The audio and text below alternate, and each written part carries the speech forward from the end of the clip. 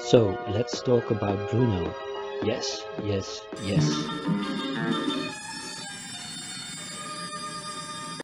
In the recent Disney film Encanto, a member of a family with extraordinary gifts, a certain Bruno is portrayed as a person who has withdrawn himself between the walls of the house.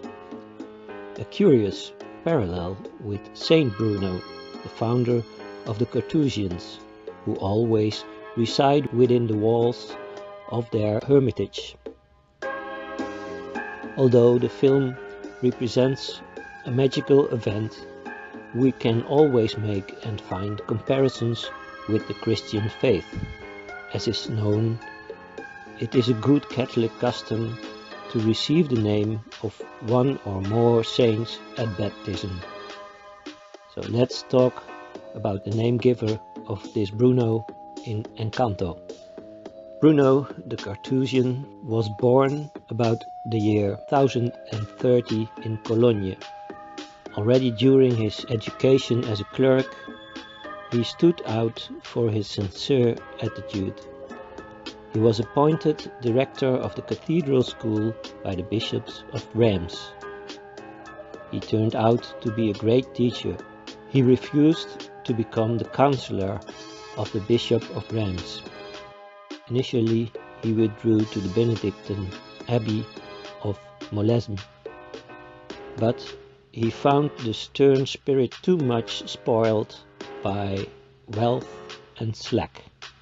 With 6 like-minded monks, he left the monastery and went to Hugh of Grenoble, nicknamed Hugh the Carthusian, who had already seen them come to him in a nightly vision, and he received them warmly with his companions, clothed them with the new monk robes, and gave them a desolate piece of ground in the solitude of the Alps. There the 7 built themselves a shelter. Each lived in his own hut and took care of his own maintenance. Once a day they gathered in a chapel for prayer. Once a week they took a short walk to strengthen each other spiritually. The place was called La Chartreuse. This is how the Carthusians started in 1084. Saint Bishop Hugues repeatedly came to the Chartreuse for some time to pray. He persisted so long that Bruno was forced to interrupt his prayer to remind him to return to his people. Bruno would have liked to have continued his life with God in solitude unconcerned, but Pope Urban II needed a wise counselor by his side and chose Bruno. The latter could not refuse, gave in and accepted his task. Incessantly he asked the Pope to be allowed to return to solitude. Finally he was allowed to do so in 1091. He got a piece of land in Calabria and again went into silence with 6 like-minded people. 10 years later he died.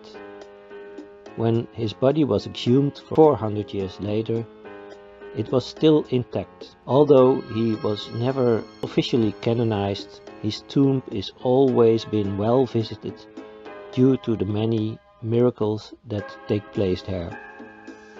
So, let's talk about Bruno.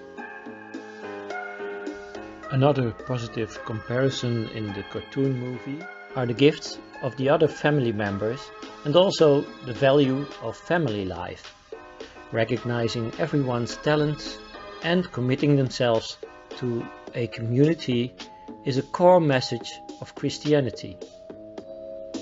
All are part of the body or house that is the church. Even the misfit Mirabel, who apparently has no talent, turns out to have the greatest gift, the humble gift of love.